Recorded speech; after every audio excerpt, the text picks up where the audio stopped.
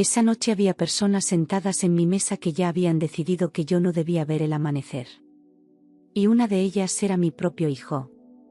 Creí que estaba viviendo uno de los días más felices de mi vida al cumplir 65 años, rodeada de sonrisas y una decoración impecable organizada por mi propio hijo.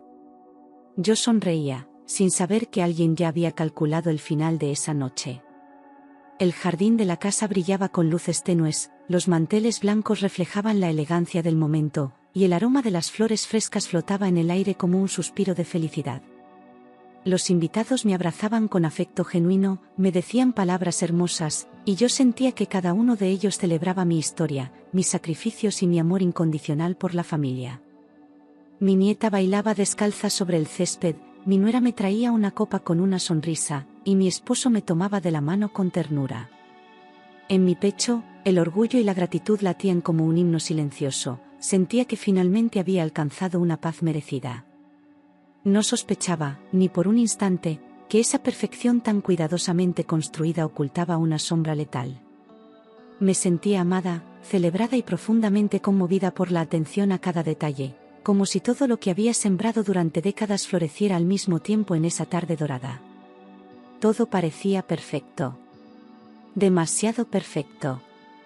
Recordé las navidades que cociné para 20 personas, las noches de fiebre que pasé al lado de mi hijo, los años de trabajo silencioso para que nunca les faltara nada.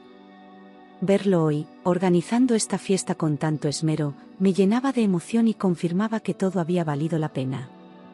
Las luces, la música, los rostros felices, todo me decía que el amor existía, que la familia era real, que estaba rodeada de personas que me valoraban. Y sin embargo, en ese mismo instante en que brindaban por mi vida, ya estaba escrito que esa noche no terminaría como yo creía. Pero yo no lo sabía. Nadie sabe nunca cuándo empieza su última noche. Mi nuera se había encargado de cada detalle de la fiesta, desde el menú hasta la lista de invitados, y yo interpreté ese esfuerzo como una muestra sincera de cariño.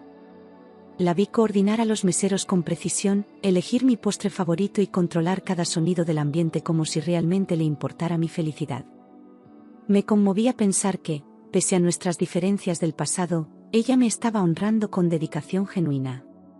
Quise creer que su actitud era fruto de madurez, de respeto, tal vez de amor familiar verdadero. Jamás imaginé que esa perfección escondía una intención tan oscura, tan alejada del afecto que yo había soñado ver florecer entre nosotras. A cada paso que daba por la fiesta, me encontraba con un elogio que ella parecía haber inspirado en los invitados, como si hubiera diseñado todo para elevarme. Su presencia era constante pero discreta, siempre pendiente de que yo no me sintiera sola ni un segundo. Sonreía con los ojos, abrazaba con suavidad y me decía palabras que ahora, en retrospectiva, me suenan huecas, falsas, ensayadas. No había ni una grieta en su máscara, ni una sombra en su rostro que delatara lo que estaba por suceder. Si hubiera visto una sola señal, si algo me hubiera hecho dudar, tal vez la historia sería otra. Mientras saludaba a los invitados, noté que mi marido estaba extraño, pálido y nervioso, observando cada movimiento con una tensión que no podía disimular. Lo vi mirar con desconfianza hacia el buffet, secarse las manos varias veces y revisar su reloj como si esperara una cuenta regresiva. Pensé que quizás había discutido con alguien antes de la fiesta o que se sentía enfermo, aunque no quiso decirme nada. Intenté leerle los ojos, pero evitaba sostenerme la mirada. Había una inquietud en su postura que no coincidía con el ambiente festivo. Me acerqué a él un par de veces para preguntarle si todo estaba bien, pero apenas respondió con frases cortas y una sonrisa forzada.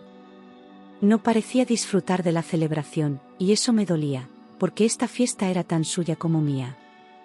Aunque lo conocía desde hacía décadas, en ese momento me pareció alguien ajeno, un hombre atrapado en una decisión imposible. Aún así, no insistí, respeté su silencio y volví con mis invitados, intentando no arruinar el momento. Pero la duda se quedó conmigo como una espina bajo la piel. En un momento de descuido, se acercó a mí y me susurró con voz firme pero temblorosa: «Toma tu bolso, vámonos ahora. Actúa como si nada estuviera mal».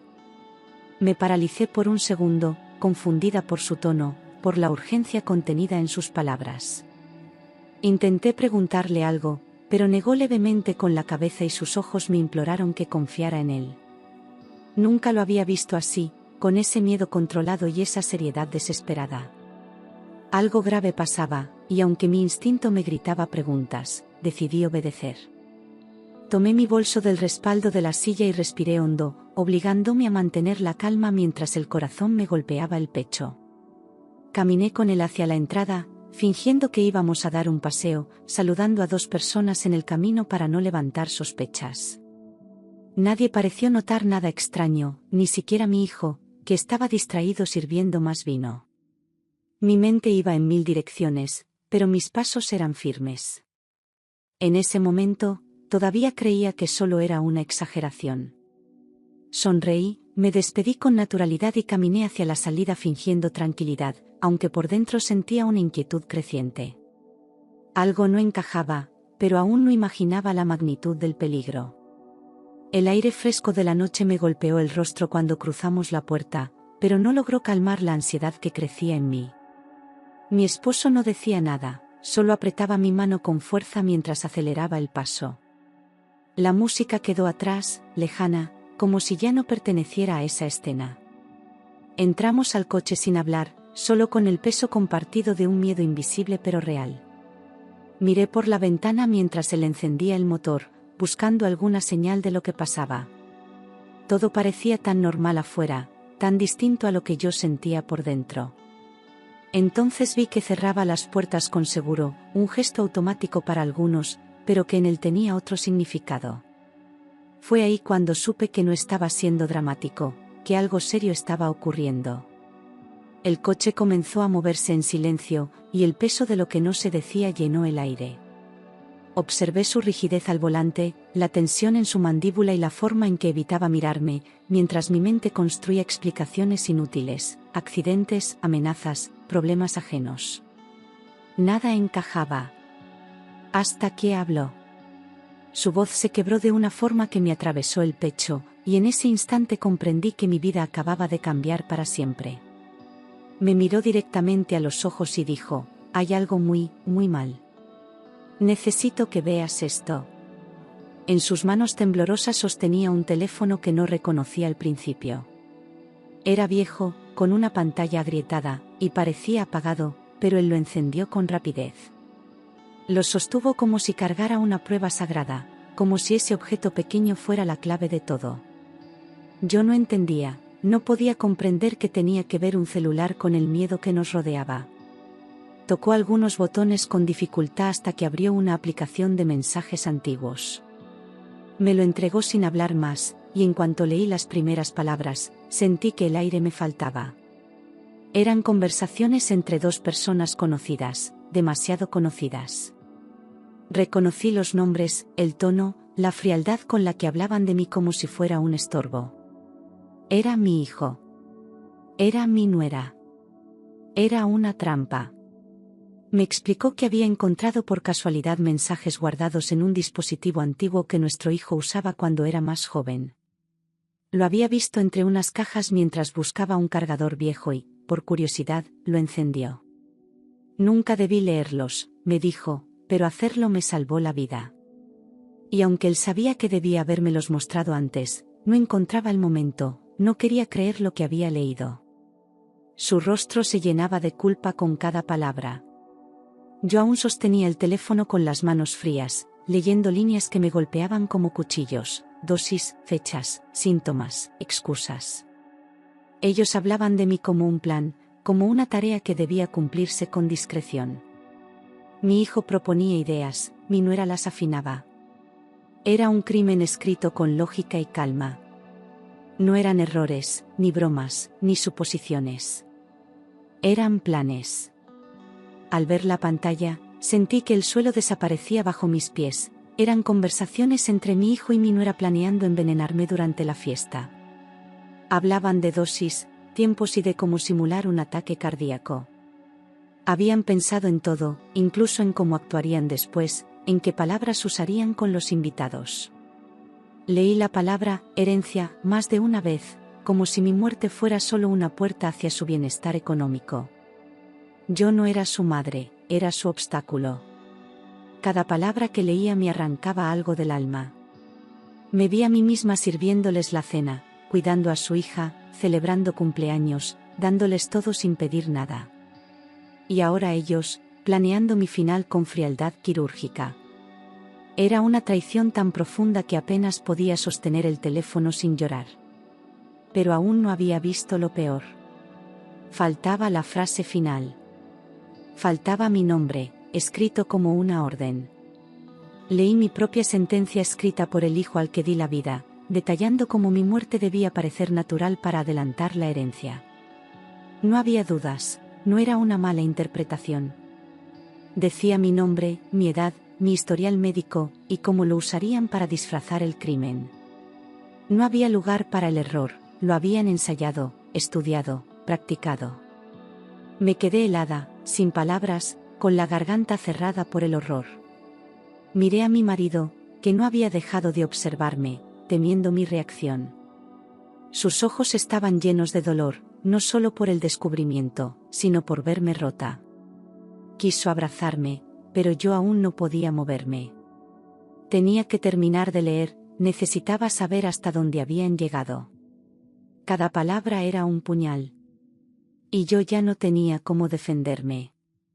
Mi corazón se rompió en 1000 pedazos al comprender que el amor maternal que yo sentía no era correspondido. Para ellos, yo era solo un obstáculo financiero. Ningún gesto mío, ningún sacrificio, ningún abrazo los había marcado lo suficiente como para detenerlos. No fui madre en sus corazones, solo una figura útil que ya había cumplido su función. Era una verdad brutal, pero imposible de negar. Me sentí invisible, borrada por la ambición, traicionada por la sangre que yo misma les había dado.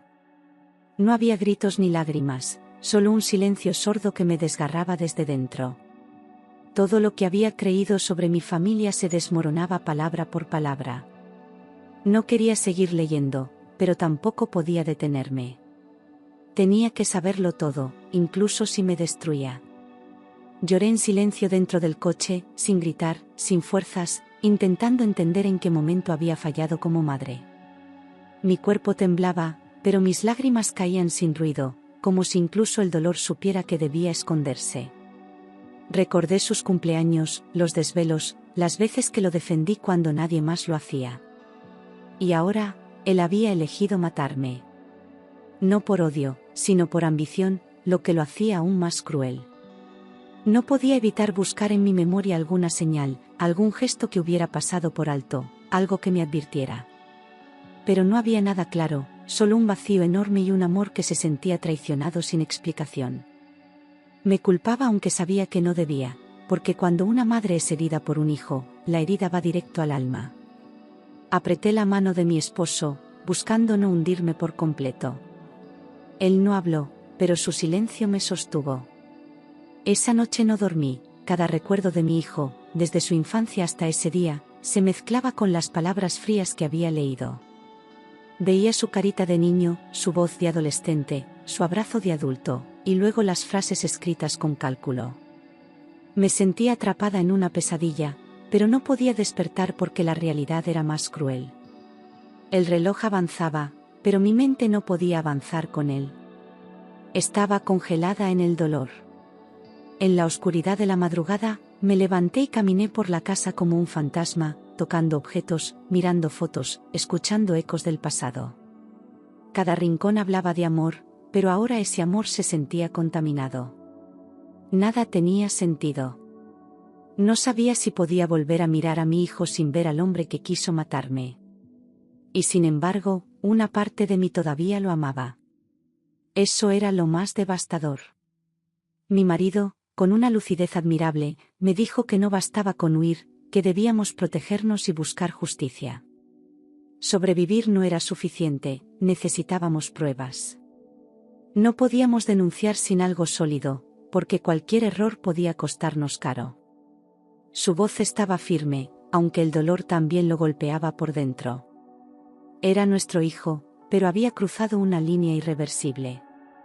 Nos sentamos juntos, planificando con cuidado, sin dejar que la emoción nos desviara.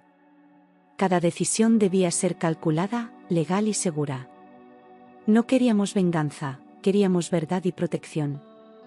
No había marcha atrás, y lo sabíamos. Íbamos a enfrentarlo, pero lo haríamos con inteligencia y sin avisarle que estábamos listos. Contactamos a un abogado especializado y seguimos cada indicación con extremo cuidado, sin alertar a nadie. No podíamos actuar por impulso, todo debía estar respaldado.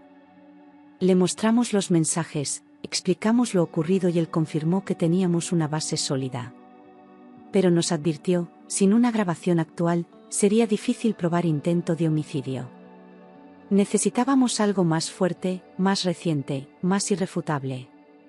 Aceptamos el riesgo con el corazón en la mano, sabiendo que poníamos nuestras vidas en juego otra vez. Pero esta vez, lo haríamos con estrategia. No habría segundas oportunidades si fallábamos. Nuestro abogado diseñó con nosotros el siguiente paso: provocar otra ocasión en la que ellos intentaran actuar. Solo así podríamos atraparlos. Instalamos cámaras ocultas en nuestra casa y aceptamos, fingiendo normalidad, una invitación de mi hijo y mi nuera para una cena familiar. El plan estaba en marcha, y cada segundo que pasaba nos acercaba al desenlace.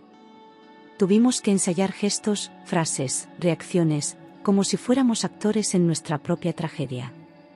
El miedo estaba en cada mirada, pero el deber era más fuerte. Sabíamos que intentarían terminar lo que habían planeado. Limpiamos todo antes de que llegaran, dejando el escenario preparado como si no supiéramos nada. Las cámaras estaban bien escondidas, listas para captarlo todo. Acordamos una palabra clave entre mi esposo y yo, por si algo salía mal. Y aunque cada fibra de mi cuerpo quería cancelar todo, me obligué a continuar. Era nuestra única oportunidad de revelar la verdad. Esa noche los recibí con una sonrisa que me costó el alma sostener, mientras por dentro temblaba de miedo y rabia contenida. Ellos actuaban con una frialdad que me helaba la sangre, como si realmente creyeran que todo estaba bajo control.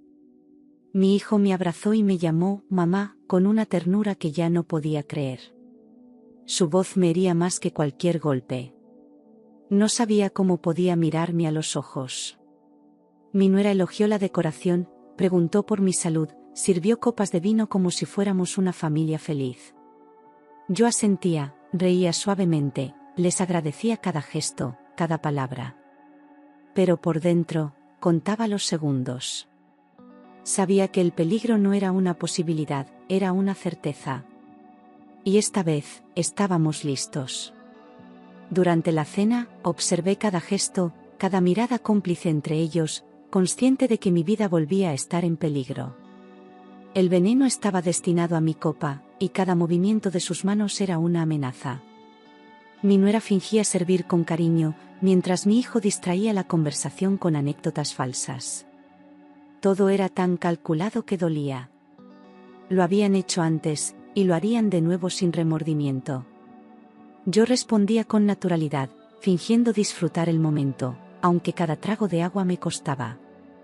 El ambiente era tan tenso que parecía un cristal a punto de romperse. Las cámaras grababan, pero aún no teníamos nada concluyente.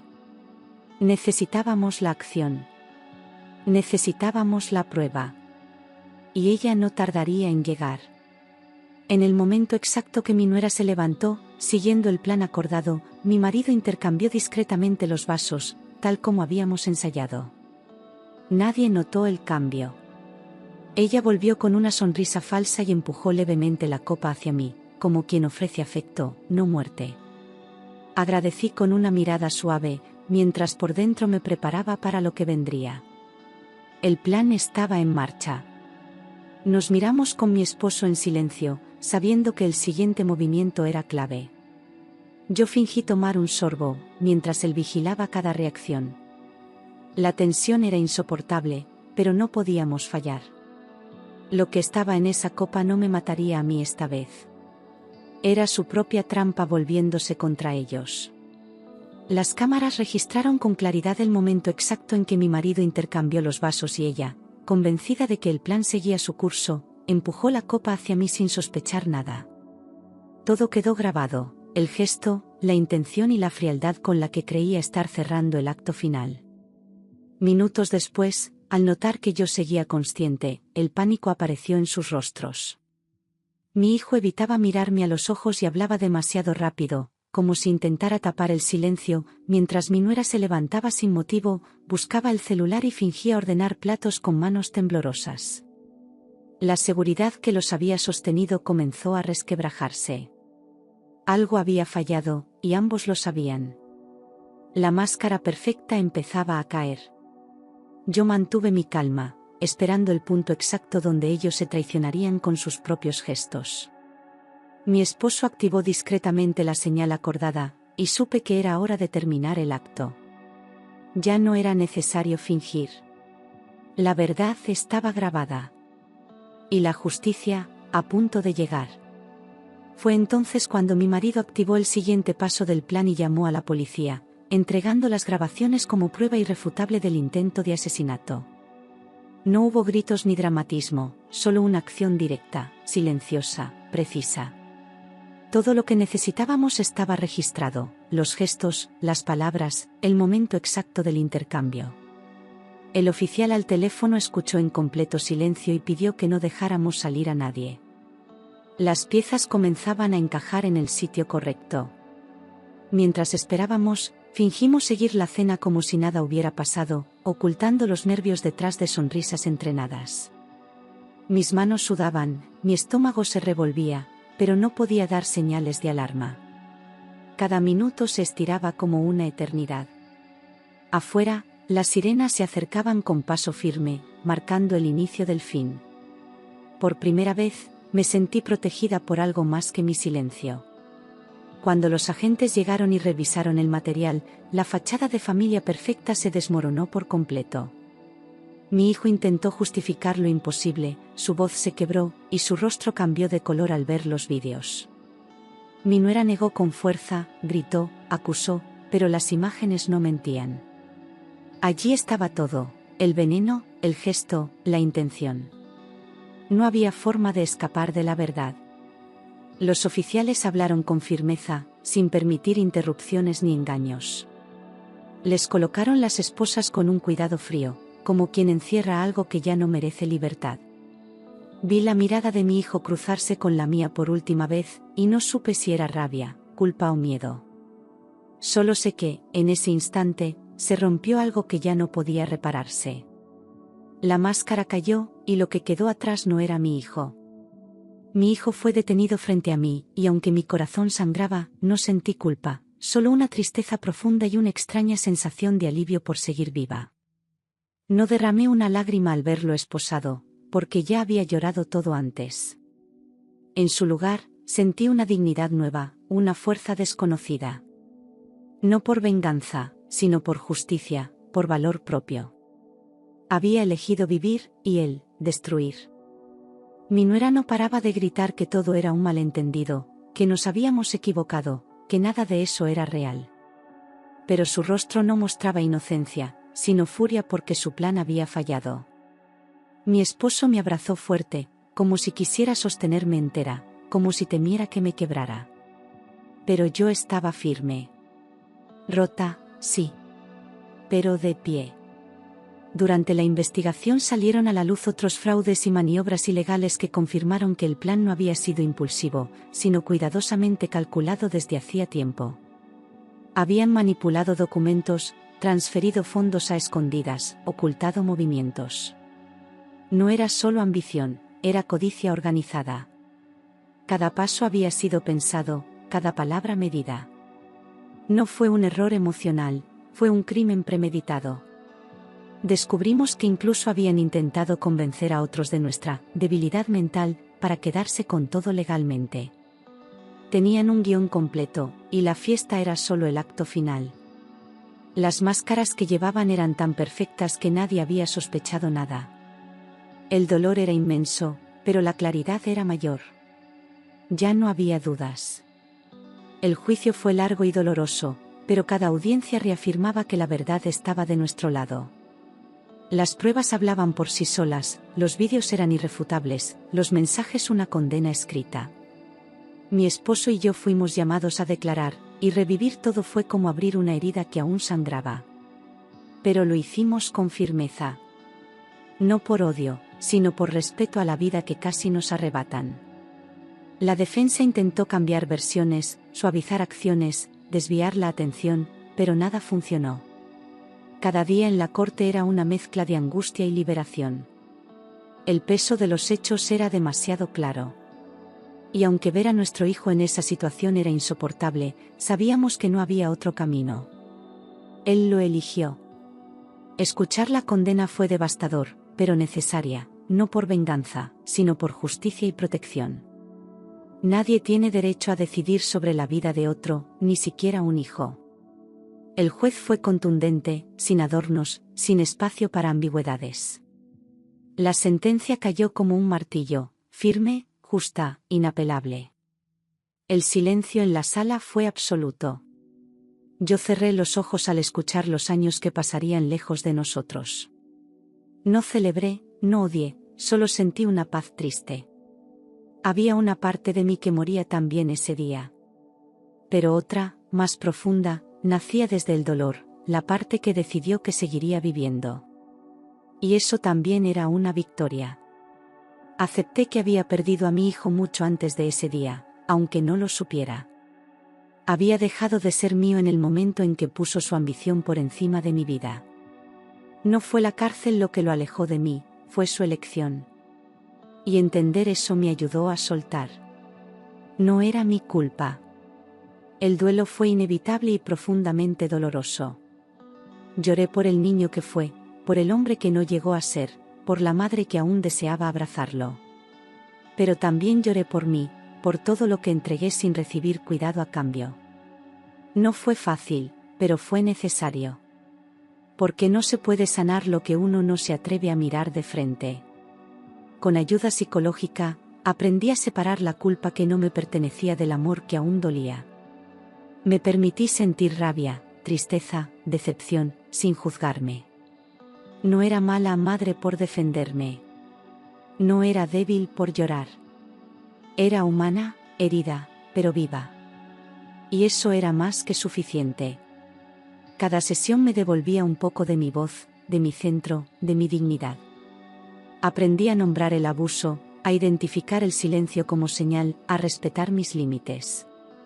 No fue rápido ni perfecto. Pero día tras día, fui soltando el peso que no era mío. Y así, comencé a respirar de nuevo. Mi marido se convirtió en mi pilar, recordándome cada día que mi vida tenía valor, que no estaba definida por la traición que sufrí. Él también había sido herido, también había perdido, pero eligió quedarse a mi lado. Su presencia no era solo compañía, era fortaleza compartida. Cuando me caía, él me levantaba. Y cuando él dudaba, yo le devolvía la fe. Fuimos reconstruyéndonos en silencio, sin grandes gestos, pero con actos firmes. Paseos cortos, desayunos en calma, miradas que decían más que 1000 palabras. Éramos dos sobrevivientes que decidieron no rendirse. El amor no nos salvó del dolor, pero sí nos ayudó a caminar con él. Y eso, al final, fue todo lo que necesitábamos. Decidí reconstruir mi rutina, retomar proyectos olvidados y rodearme solo de personas que respetaran mi dignidad y mis límites.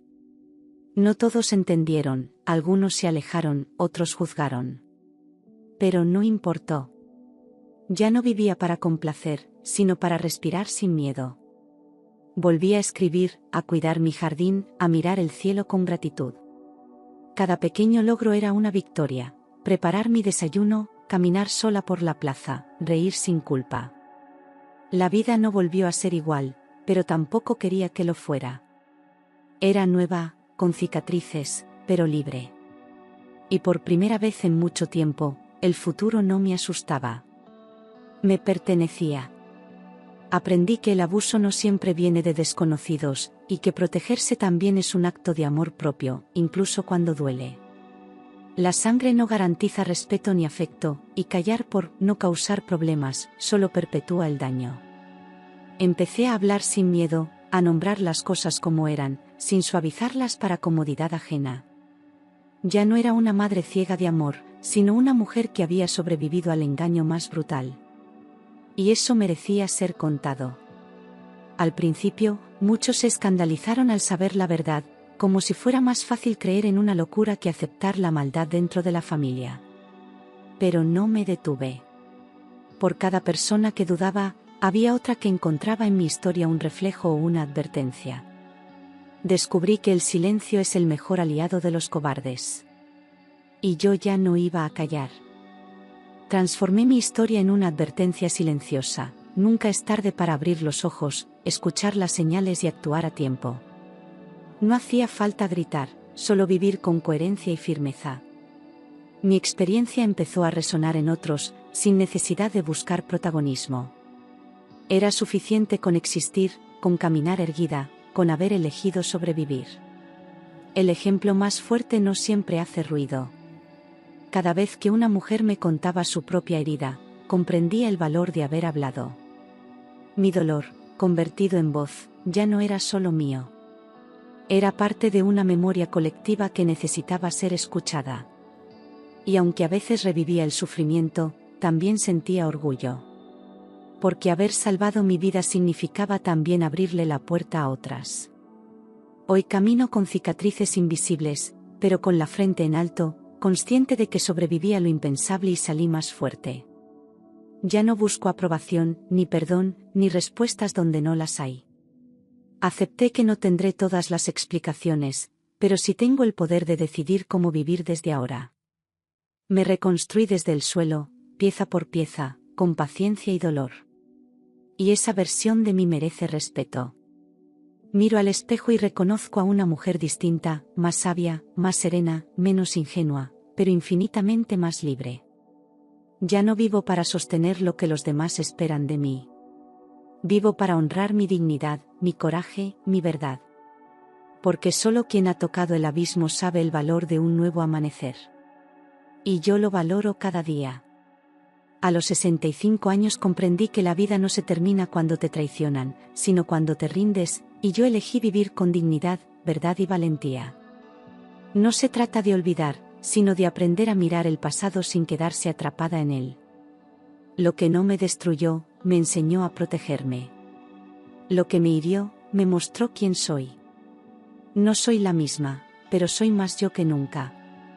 El dolor no desaparece, pero se vuelve parte del paisaje, como una cicatriz que ya no arde, solo recuerda. Y desde ese recuerdo, sigo adelante, sin miedo. Porque si fui capaz de sobrevivir a mi propio hijo, soy capaz de sobrevivirlo todo. Y eso, aunque me haya costado el alma, es la mayor victoria de mi vida. Mi casa ya no tiene las fotos de antes, pero cada rincón está lleno de nuevos significados. Cambié los muebles, pinté las paredes, sembré flores donde antes solo había sombras. El pasado no se borra, pero puede transformarse. Hoy, el silencio de mi hogar no me pesa, me abraza. Y cada mañana, cuando abro las cortinas, sé que estoy eligiendo vivir. Mis nietos me visitan con frecuencia, con una ternura limpia, sin secretos. Ellos no son culpables de lo que pasó, y yo no les niego el amor. Les hablo con honestidad, sin mentiras, pero con cuidado. No heredo rencores, solo aprendizajes. Y en sus abrazos, vuelvo a creer en lo bueno. Volví a encontrar placer en las pequeñas cosas: una taza de café caliente, una caminata al atardecer, el canto de los pájaros al amanecer. Antes lo tenía todo y no lo veía. Ahora, con menos, siento más. La libertad de no temer bajo mi propio techo es un regalo que valoro cada día. El aire pesa menos. La vida, también. Hice nuevos amigos, encontré personas que me valoran por lo que soy, no por lo que tengo. Y con ellos aprendí que siempre es posible comenzar de nuevo. No hay edad para sanar, ni límites para la paz. Cada conversación me cura un poco más. Y cada risa compartida es una victoria sobre el pasado. A veces, el recuerdo de lo vivido me sacude de golpe, como una ola fría. Pero ya no me ahoga. Respiro profundo, me siento, lo observo, y dejo que pase. No lucho contra la memoria, pero tampoco la dejo gobernarme. La herida existe, sí, pero ya no manda. He aprendido a vivir con ella sin permitirle definirme. Mi terapeuta dice que esa es la señal más clara de recuperación, cuando puedes recordar sin romperte. Yo no pensé que lo lograría, pero aquí estoy. No porque sea más fuerte que otros, sino porque me lo propuse. Porque mi vida importa. Porque decidí creer que merezco algo mejor que el miedo. He escrito mi historia, no para buscar compasión, sino para dejar constancia de lo que callamos demasiadas veces. Mi voz estuvo silenciada por años, por amor, por culpa, por miedo. Hoy ya no, mi historia vive en palabras que pueden llegar a otras mujeres, a otros corazones. Y si una sola persona se salva por leerla, habrá valido la pena. No soy escritora, pero soy testigo. No tengo títulos, pero tengo verdad. Lo que viví no me hace menos, me hace real. Y en ese realismo doloroso, encontré mi fuerza. No necesito adornos, solo la claridad de haber sobrevivido. A los 65 años pensé que me estaba despidiendo de la vida. Hoy sé que apenas estaba empezando a vivir de verdad. El dolor fue mi maestro, pero la libertad es mi legado. No quiero que me recuerden por lo que sufrí, sino por lo que elegí hacer después. Y elegí sanar, hablar, amar sin someterme. Elegí ser yo. Esta es mi historia, sin adornos, sin finales felices inventados. Es real. Dura, sí, pero llena de dignidad. Y si estás leyendo esto, solo quiero que sepas algo, tu vida vale. Nunca es tarde para abrir los ojos, para decir basta, para volver a empezar. Nunca.